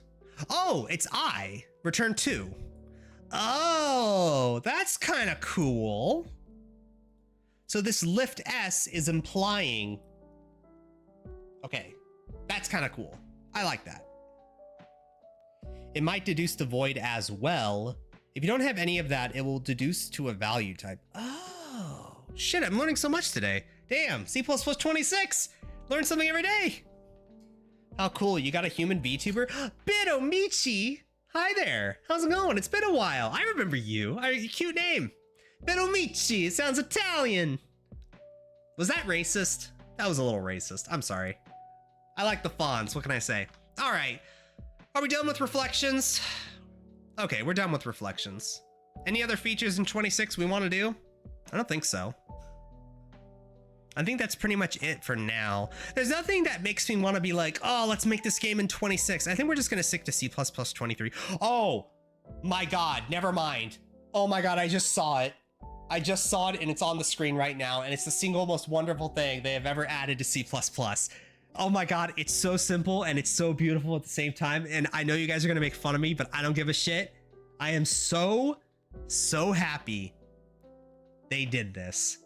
They added the @ symbol, the $sign, and the upwards apostrophe next to the letter 1 to the basic character set. Boys, we have functions with $signs in them now. Fucking money, baby. Oh shit. We can call fucking structs with $signs? Oh my God. Dude, it's already in Clang, but not GCC. I use GCC for Visual Studio. It's only in C Lang. Look at that. Oh, I can't wait. Oh my God. It's gonna be so nice to finally have unlocked, to have a whole new set of buttons.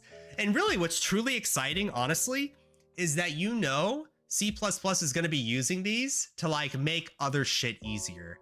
This is like one of the few times. It's gonna be like, instead of having like unique pointer, it may have like the $sign or something. I kind of want to do that. I kind of want like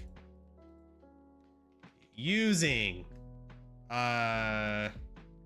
standard unique pointer whatever value. Fuck. I don't know how to phrase that. Anyway, $sign. Because right now you can't do it, right? You can't do that where it's like $sign. Yeah, you can't do that.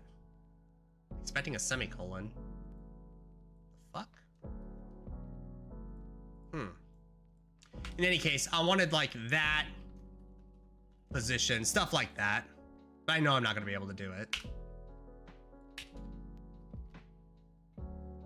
Why not just go Unicode, standard that? Oh, buddy, I wanna, there's a lot of things I wanna do, but I don't do it for you guys for readability.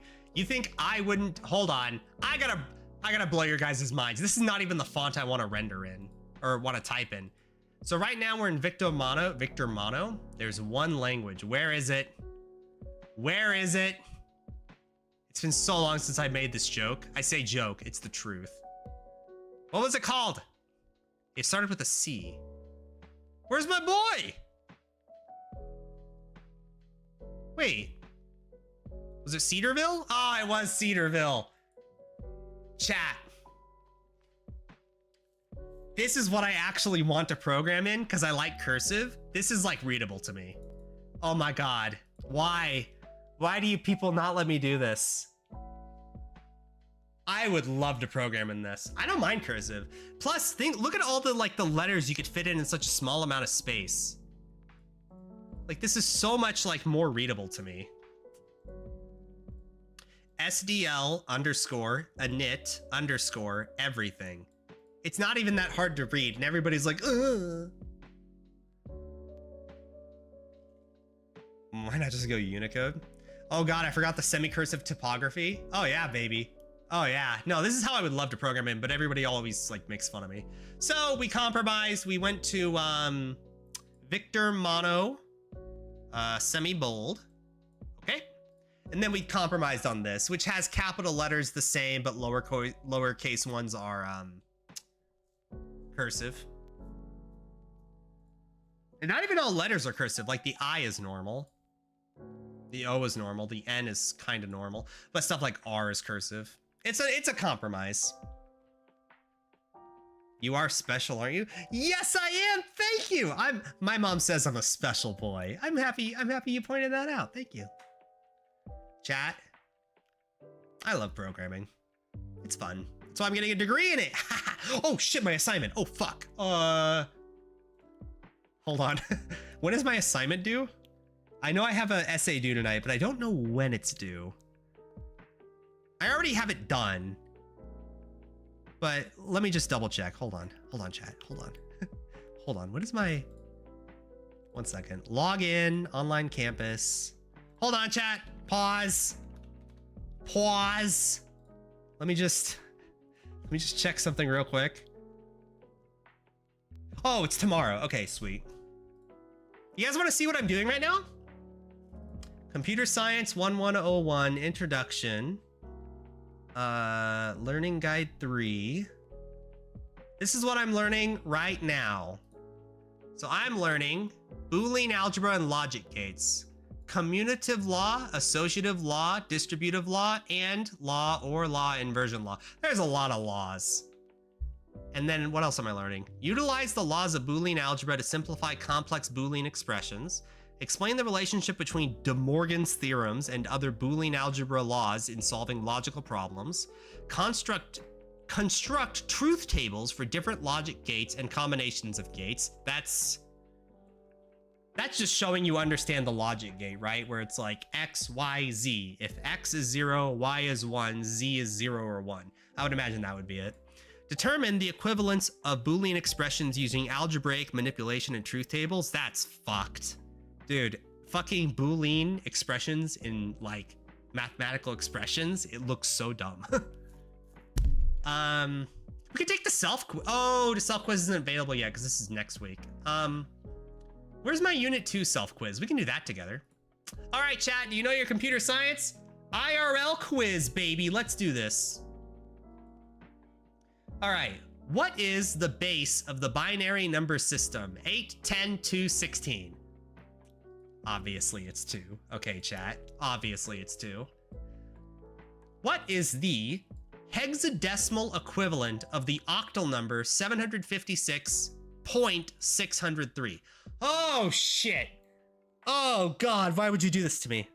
What is the hexadecimal equivalent of the octal number 756? Okay, it's more complicated than it, or it's less complicated than it looks because octal is base 8.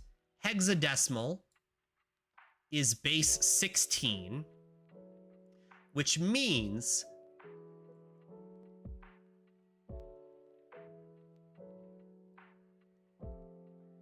oh God, what was the math behind this? I forget because the letters always throw me off. It's 16. Is it half of it and then fuck, I forgot the formula. Shit. Hold on, I can do this in like Paint though. Hold on. I can do this in Paint. We can do this together. Okay, hold on. 756.603.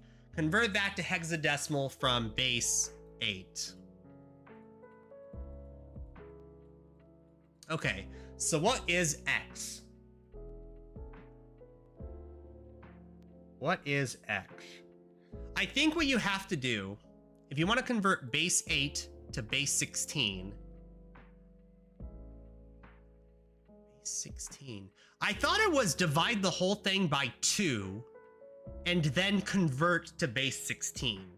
Or, yes, that's what it is, right? Divide the whole thing by 2 and then convert every individual number to base 16. No, that doesn't work. Oh my God, fuck. Wait, how do I convert? I know how to convert 10 to 16. That's easy because you do like the staircase thing. Do you do the staircase thing here too? So you would go 756.60 divided by 16, 603, divided by 16 makes what number with what left over? So this makes, I guess I'll bring out a calculator. 756.603 divided by 16 makes 47.28 is left over. Oh God! Oh no, I don't know, chat. I actually don't know. I haven't done this. I think I've only done base. This is next week, okay, chat? Fucking give me a break. We haven't even got to this lesson yet. I think I've only ever done conversion from base 10 to base 16 or base 10 to base 8. I don't know if I've done base 8 to base 16. All right, if I had to guess, just to throw it out there, I'm gonna say C. That's usually my go-to answer, but we'll find out if that's wrong. No, well, it's okay, Code Toil. We're not even to that lesson yet in my class yet. This is next week. We're just doing the self-quiz. You could convert to binary and then convert to hex. Yeah, I could do that. It's A. No, it's okay. This is ungraded, by the way. This is totally ungraded. This is a self-quiz. This is like, hey, here are the kinds of questions you're gonna get on the test, but it's all self-quiz. I could take this on stream without any moral issues. Homework I don't want to do on stream, but this is like whatever. In terms of usage in various industries, which coding representation is commonly used in mainframes? ASCII? I mean, yeah, but not really. Unicode, EBSCDIC, BSCD. Oh God. Well, when I think of mainframes, I think of extremely low. I think of Oh, I know what it's saying. I know what it's asking. It does not want ASCII because ASCII, there's a certain amount of memory. It has to deal with memory usage. There's another standard that like extremely low level computing goes by that isn't ASCII, but still references like the same symbols. I think it's like one of these two. I think it's like EBSCD because I remember something being weird. Like it was a weird acronym. I think that's what it wants, but well, it'll tell us. Which of the following coding representation is more compatible with international characters? Oh, so ASCII is only like the base, like English lowercase and uppercase alphabet. Not gray code. Not. It's Unicode, right? Gay code? Oh, Jesus. I think it's Unicode. I think that's like Japanese characters and all that stuff. Oh, you guys don't see it. Sorry, I can't scroll down anymore. Which coding representation has a larger character set size, ASCII or Unicode? It says ASCII has a larger set, Unicode has a larger set, both have the same set. Character set size is irrelevant. I think Unicode has a larger set, right? Because ASCII only has 256 characters. Actually, don't know. So no. No. That's an 8-bit whatever. ASCII, Unicode has the larger set. ASCII has the smaller set. It has 280 characters, something like that. It's something weird. It's like some off number. All right, finish attempt.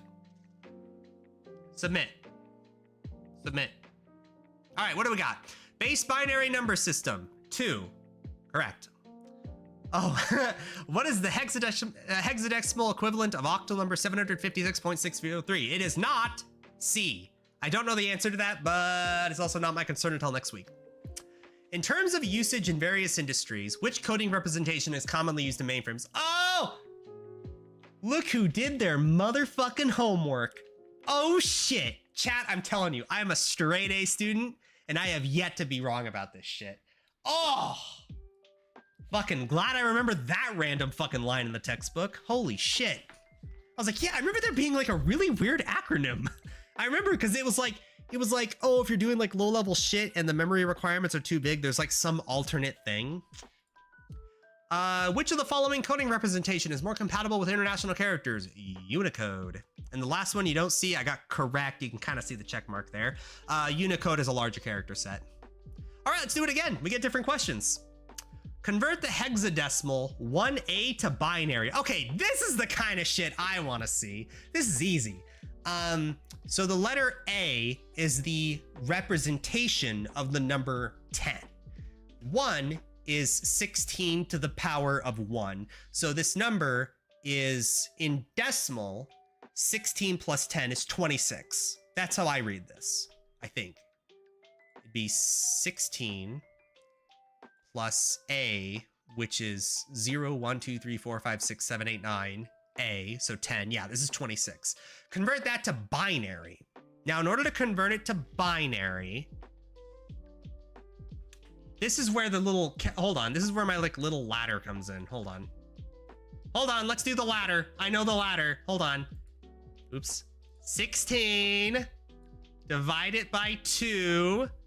You get 8 with 0 remainder. Divided by 2 is 0 remainder 4. Divided by 2 is 2 remainder. Oh, that's it. 0. Okay, that's it. So it would be 2 and then 1. So the answer is... Fuck, I did this wrong. Shit, I know the answer in binary, but I don't know how to convert it correctly. Like, it's easy to just say what it is. I understand how to read binary. It's just, I don't know how to convert it to understand the conversion. 26 is even, so B and A are out. Well, yeah, because they're 1 at the end. It's not a matter of like reading binary. I want to do the conversion correctly. So if I got something complicated like FFB 1, 2, I could convert that to binary, and it's like, okay, well, here's how you do it easily, you know? 26, ye. This American division is so cryptic to me. No, this is what they taught me in the textbook. No, this is computer science shit, motherfucker. Listen, what is computer science besides Americans' technological dick? Fucking rock hard. That is computer science, okay? There is an octal point in the number. Okay. By the way, the answer is...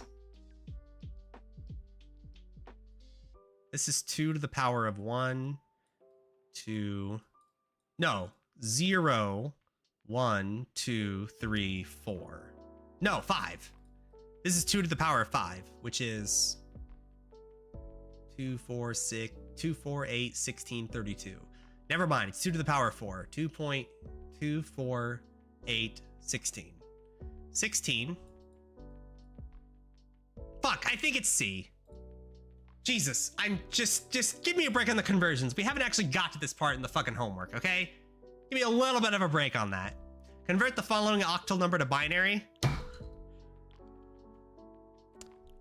Chat, this fucking test is gonna suck ass. If like 90% of it is conversion shit, oh God. Oh Jesus. It's not even hard. It's just like shit I gotta do. It's like, oh God. Chat, when as a programmer have you ever in your life converted hexadecimal to binary? Hexadecimal to decimal? Totally get it. Super Nintendo emulators galore. But like, fuck. 11010, 16 plus 8 plus 2 equals 26. Glad I guessed correctly. Oh, it is 2 to the power of 4. Okay. Well, in the one in the first question has an octal point and thus a hexadecimal point in the converted octal number.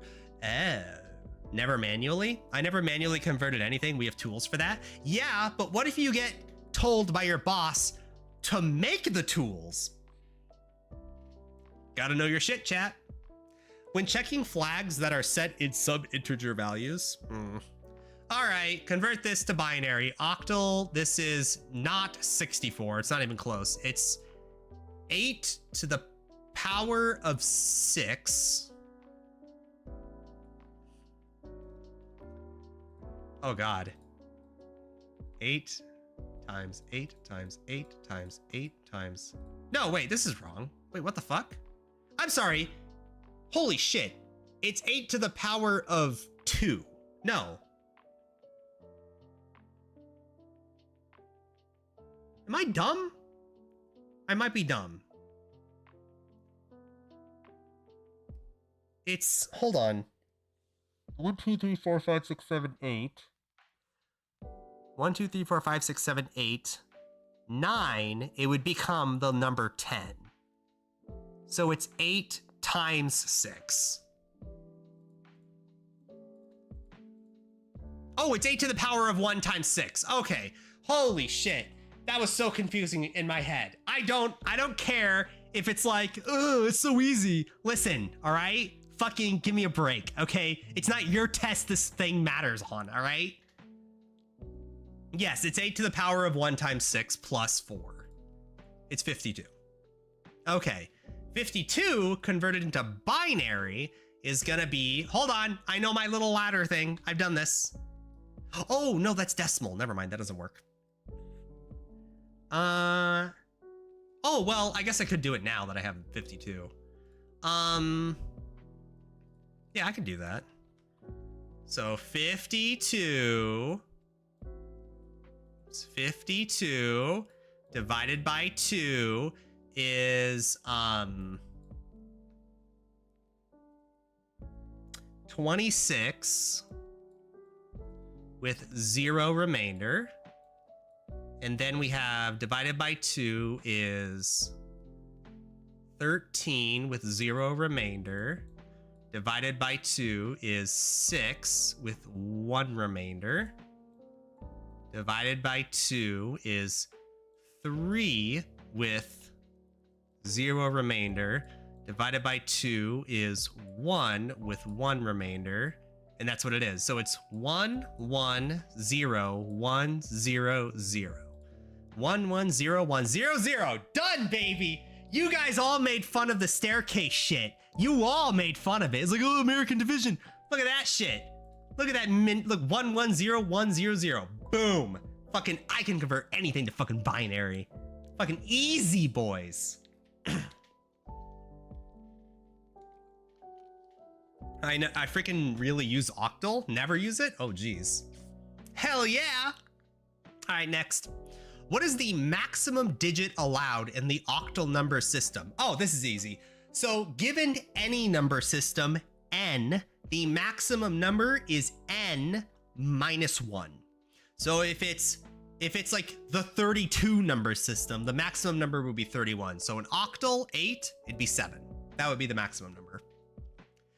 Unicode is known for its blank: limited character set, variable character set size, binary coded characters, exclusive use in mainframes. Definitely not. Unicode is the big one, right? That's for like Japanese characters, all that. I was about to say weird, but that would be racist. All the other languages that didn't invent computer science. Binary coded characters. I think it's variable character set size. I think. Oh, no, it's not binary coded. Is it variable or limited character set? It has to be variable, right? Because Unicode is so much bigger than ASCII. I think it's variable.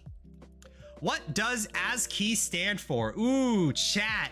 Does anyone want to type it in before they look at the potential questions? What does ASCII stand for? Does anyone know? Yes, the first word is indeed American. ASCII. American Standard Institution. Effing American something something something something. I think off the top of my head, ASCII stands for the American Science and Computer Technological. Fuck. ASCII. American Science and Computer fucking something something. I don't remember, dude. What are the options? Here, I'll move it up for you.